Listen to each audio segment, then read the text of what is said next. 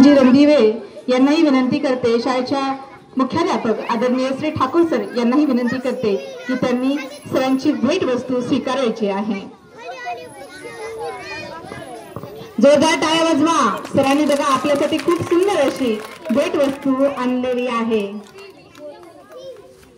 अरे वा, ज्याची गरज होती, आपल्याला सगळ्यात जास्त गरज होती, काय रे बाळांनो, हे